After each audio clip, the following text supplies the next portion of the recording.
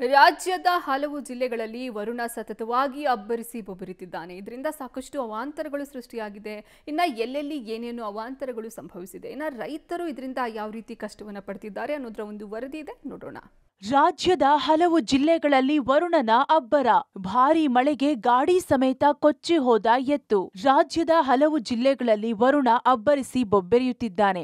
ಕಾಫಿನಾಡು ಚಿಕ್ಕಮಗಳೂರು ಜಿಲ್ಲೆಯಲ್ಲಿ ಭಾರೀ ಪ್ರಮಾಣದಲ್ಲಿ ಮಳೆಯಾಗಿದೆ.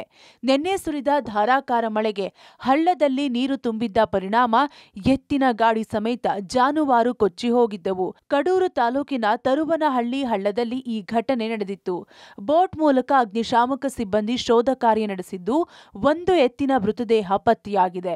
ಇನ್ನು ಎತ್ತಿನ ಗಾಡಿ ಕೊಚ್ಚಿ ಹೋಗ್ತಿದ್ದಂತೆ ರೈತ ಲಕ್ಷ್ಮಣ್ ಗಾಡಿಯಿಂದ ಜಿಗಿದು ಪ್ರಾಣ ಉಳಿಸಿಕೊಂಡಿದ್ದಾನೆ. ಭಾರೀ ಮಳೆಗೆ ಹಾರಿ ಹೋದ ಮನೆ ಮೇಲ್ಚಾವಣಿ. ರಾತ್ರಿ ಇಡೀ ಜಾಗರಣೆ ಮಾಡಿದ ನಿವಾಸಿಗಳು. ಇನ್ನು ಮಂಡ್ಯ ಜಿಲ್ಲೆಯಲ್ಲೂ ವರುಣ ಭಾರೀ ಅವಾಂತರವನ್ನೇ ಸೃಷ್ಟಿ ಮಾಡಿದ್ದಾನೆ. ಬಿರುಗಾಳಿ ಸಹಿತ ಸುರಿದ ಮಳೆಗೆ ಮನೆಯ ಸಿಮೆಂಟ್ ಶೀಟ್ನ ಮೇಲ್ಚಾವಣಿ ಹಾರಿ ಹೋಗಿದೆ. ಕೆಆರ್ಪೇಟೆ ತಾಲೂಕಿನ ಹೆಗ್ಗಡಹಳ್ಳಿಯಲ್ಲಿ ಈ ಘಟನೆ ನಡೆದಿದೆ. ಶಿವಕುಮಾರ್ ಎಂಬುವವರು ಇತ್ತೀಚೆಗಷ್ಟೇ ಮನೆಯನ್ನ ನಿರ್ಮಿಸಿದ್ರು. ನಿನ್ನೆ ರಾತ್ರಿ ಸುರಿದ ಜೋರು ಮಳೆಗೆ ಕೆಲ ಮೇಲ್ಚಾವಣಿಗಳು ಪುಡಿ ಪುಡಿಯಾಗಿದೆ. ಮಳೆಯಿಂದಾದ ಹಾನಿಗೆ ಸೂಕ್ತ ಪರಿಹಾರ ನೀಡುವಂತೆ ಬಡ ಕುಟುಂಬ ಮನವಿ ಮಾಡಿದೆ. ಇನ್ನು ಕಲ್ಪತರುನಾಡು ತುಮಕೂರು ಜಿಲ್ಲೆಯಲ್ಲೂ ಧಾರಾಕಾರವಾಗಿ ಮಳೆಯಾಗಿದೆ. ಗುಬ್ಬಿ ತಾಲೂಕಿನಲ್ಲಿ ಮಳೆರಾಯ ಅವಾಂತರ ಸೃಷ್ಟಿಸಿದ್ದಾನೆ. ಭಾರೀ ಮಳೆಯಿಂದ ತೊರೆಹಳ್ಳಿ ಗುಬ್ಬಿಗೆ ಸಂಪರ್ಕ ಕಲ್ಪಿಸುವ ರಸ್ತೆ ಜಲಾವೃತವಾಗಿದ್ದು, ವಾಹನ ಸವಾರರು ಹೈರಾಣಾಗಿದ್ದಾರೆ. ಹರಿಯುವ ನೀರಿನಲ್ಲಿ ಚಲಿಸುತ್ತಿದ್ದಾಗಲೇ ಆಟೋವೊಂದು ಪಲ್ಟಿಯಾಗಿದೆ. ಅದೃಷ್ಟವಶಾತ್ ಅಲ್ಲಿದ್ದ ಜನರು ರಕ್ಷಣೆಗೆ ಧಾವಿಸಿದ್ರು.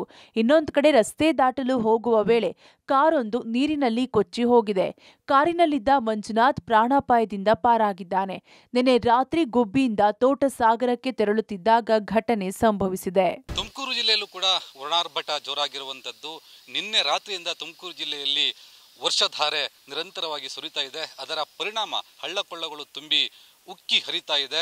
ಸೊ ಇದರಿಂದ ಸಾರ್ವಜನಿಕರಿಗೆ ಸಾಕಷ್ಟು ರೀತಿಯಲ್ಲಿ ತೊಂದರೆ ಆಗ್ತಾ ಇದೆ. ವಾಹನ ಸವಾರರಿಗೂ ಕೂಡ ತೊಂದರೆ ಆಗ್ತಾ ಇದೆ. ಆದರೆ ಗುಬ್ಬಿಯಲ್ಲಿ ಅವಾಂತರ ಸೃಷ್ಟಿಯಾಗಿರುವಂಥದ್ದು. ಕಾರು ಒಂದು ನೀರಿನಲ್ಲಿ ಕೊಚ್ಚಿ ಹೋಗಿದೆ. ಅದೇ ರೀತಿ ಆಟೋ ಒಂದು ಪಲ್ಟಿಯಾಗಿದೆ. ಆದರೆ ಅದೃಷ್ಟ ವಸಾತ್ ಒಬ್ಬ ಕಾರು ಚಾಲಕ ಏನು ಬಚಾವಾಗಿರುವಂಥದ್ದು.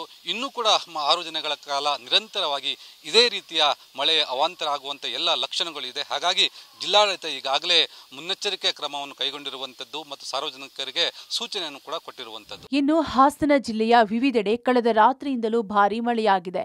ಧಾರಾಕಾರ ಮಳೆಗೆ ಆಲೂರು ತಾಲೂಕಿನ ಪಾಳ್ಯ ಸಿಂಗೊಂಡನಹಳ್ಳಿ ನಡುವೆ ಹರಿಯುವ ಚಕ್ರತೀರ್ಥ ನದಿಯ ಕಿರು ಸೇತುವೆ ಕೊಚ್ಚಿ ಹೋಗಿದೆ. ಇದರಿಂದ ಹಲವು ಗ್ರಾಮಗಳಿಗೆ ರಸ್ತೆ ಸಂಪರ್ಕ ಕಡಿತವಾಗಿದೆ. ಇನ್ನು ರಸ್ತೆ ಸಂಪರ್ಕವಿಲ್ಲದೆ ಗ್ರಾಮಸ್ಥರು ಪರದಾಡಿದ್ದಾರೆ. ಇತ್ತ ಸ್ಥಳಕ್ಕೆ ಶಾಸಕ ಸಿಮೆಂಟ್ ಮಂಜು ಭೇಟಿ ನೀಡಿ ಪರಿಶೀಲನೆ ನಡೆಸಿದ್ದಾರೆ. ಸೇತುವೆ ಪುನರ್ ನಿರ್ಮಾಣಕ್ಕೆ ಪ್ರಸ್ತಾವನೆ ಸಲ್ಲಿಸಲು ಅಧಿಕಾರಿಗಳಿಗೆ ಸೂಚನೆ ನೀಡಿದ್ದಾರೆ. ಇನ್ನು ಜೆಸಿಬಿ ಮೂಲಕ ಸೇತುವೆ ಪೈಪ್ಗಳಲ್ಲಿ ಶೇಖರವಾದ ಮರದ ದಿಂಬಿ ಮತ್ತು ಕಸ ತೆರವು ಕಾರ್ಯಾಚರಣೆ ಮಾಡಲಾಗಿದೆ. ಇನ್ನು ತಮಿಳುನಾಡು ಗಡಿ ಭಾಗದ ಹನೂರು ತಾಲೂಕಿನ ಅನೇಕ ಗ್ರಾಮಗಳಲ್ಲಿ ಭಾರೀ ಮಳೆಯ ಪರಿಣಾಮವಾಗಿ ಕುಡ್ಲೂರು ಗ್ರಾಮದ ಜೋಡಿ ಮುನಿಯಪ್ಪನ ದೇವಾಲಯದ ಬಳಿ ಹರದನಹಳ್ಳ ಮೈದುಂಬಿ ಹರಿಯುತ್ತಿದೆ.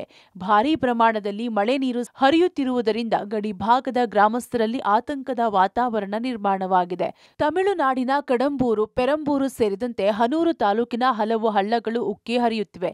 ಜನರು ಎಚ್ಚರಿಕೆಯಿಂದ ಇರುವಂತೆ ಜಿಲ್ಲಾಡಳಿತ ಸೂಚನೆ ನೀಡಿದೆ. ಇತ್ತ ಕೋಲಾರ ಜಿಲ್ಲೆಯಲ್ಲೂ ಕಳೆದ 2 ದಿನಗಳಿಂದ ವರುಣ ಆರ್ಭಟಿಸುತ್ತಿದ್ದಾನೆ. ಕೆಜಿಎಫ್, ಮುಳಬಾಗಿಲು, ಬಂಗಾರಪೇಟೆ ಸೇರಿ ಹಲವೆಡೆ ಜೋರು ಮಳೆಯಾಗಿದೆ.